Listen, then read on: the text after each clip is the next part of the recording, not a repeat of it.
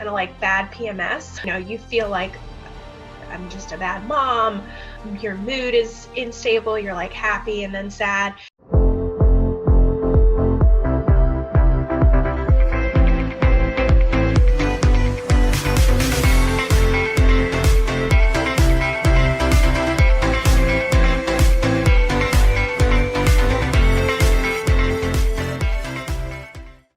Bring up postpartum, especially in the Facebook group, I'm seeing a lot of women have struggled or talk about either having baby blues or postpartum depression and anxiety.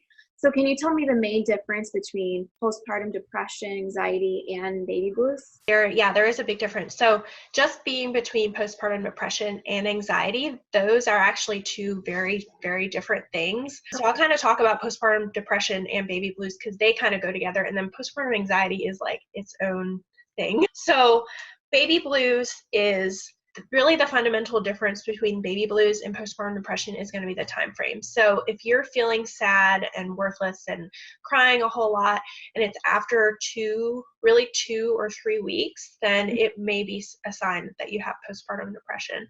So baby blues are really just more, you're crying in those first few weeks, kind of like bad PMS. You feel like I'm just a bad mom.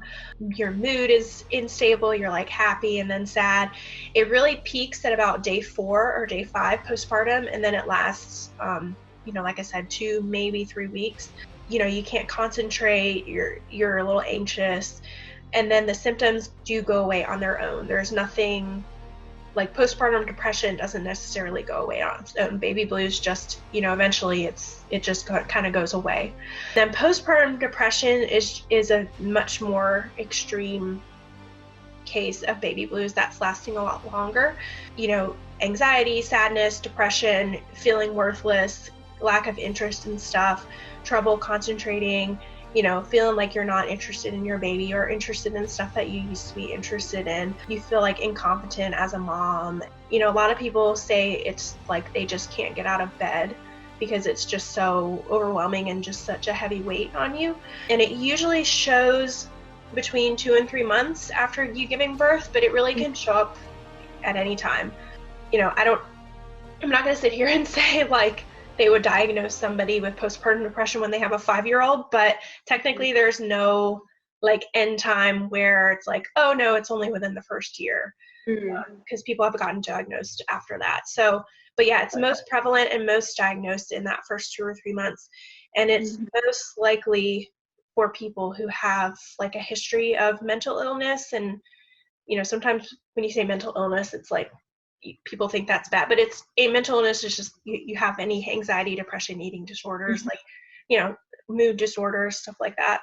But yeah, the fundamental difference is going to be that timing. So if it's lasting a whole lot longer, you might want to speak to your doctor at that 6-week visit. When you go, all providers do a screening at 6 weeks to screen for postpartum depression. And then postpartum anxiety is a little bit different. A lot of people can take that screening at 6 weeks for postpartum depression and pass it fine, and they have postpartum anxiety. Anxiety is more just you're worried about every little thing, and you're worried to the point where it's like you have anxiety attacks and you're worried that you're going to have anxiety attacks in public. You're not wanting to go out in public. Like one mom said she was worried that she was going to hit her baby's head on the side of the door and her baby was going to die from like internal. So it's like you have these like crazy thoughts in your head that are not logical.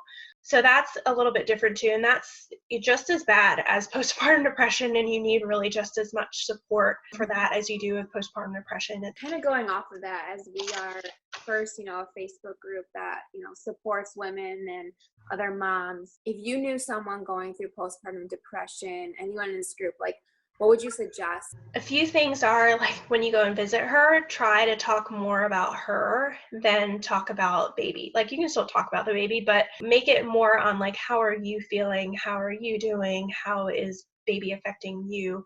And don't dispute her emotions. So if she's talking to you and saying that she's feeling all this stuff, don't be like, oh, don't say that. Like, you're such a good mom, blah, blah, blah. Like, be more like, that must be so hard. I'm so sorry that you're feeling this way. If you've experienced postpartum depression, or you know somebody that has experienced postpartum depression, sometimes just sharing your experience with her can help her, because a lot of times moms just want to hear how other people have coped with it. So that can be helpful. Sometimes even just like offering to go to a provider appointment with her and kind of being her advocate, because a lot of times postpartum depression is prevalent in people who are kind of anxious and shy and introverted. Stop asking what you can do for her and start just doing stuff. And then lots of praise. So, if she's doing a good job with even like the simplest tasks of like emptying the dishwasher or something, just, lots and lots of praise. I think that those little things kind of go unsaid or unpraised. And then obviously if she's ever feeling like suicidal or she's wanting to harm herself, the suicide hotline, there's a national suicide hotline. It's 1-800-273-8255. And you can call that, she can call that, anybody can call that.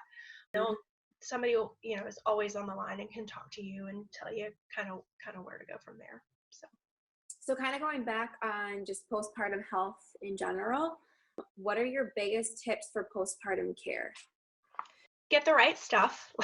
So make sure that you're prepared when you're coming home from the hospital or birth center or wherever you give birth. Make sure that you have the right stuff at home for baby and for you. That's going to just make your life easier and make your mind easier. I have an article that I wrote about that. If you go to my website, it's like a bunch of stuff that you can just have that's important to have. Your freezer stocked with freezer meals and breast pads and batteries, like stuff that you don't think about that like you should have, that you don't want to go out to the store. So being prepared is really important.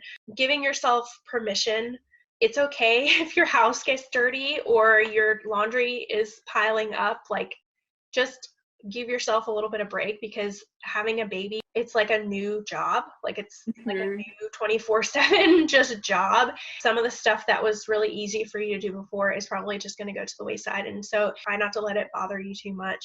Obviously eating well, making sure that you're getting enough hydration, and then be extra careful with your relationship with your spouse or your partner, because you're both going to be a little sleep deprived. And then obviously ask for help, whether it's your partner or your family or friends. Make sure that you have ample support around you and, be able to ask for help.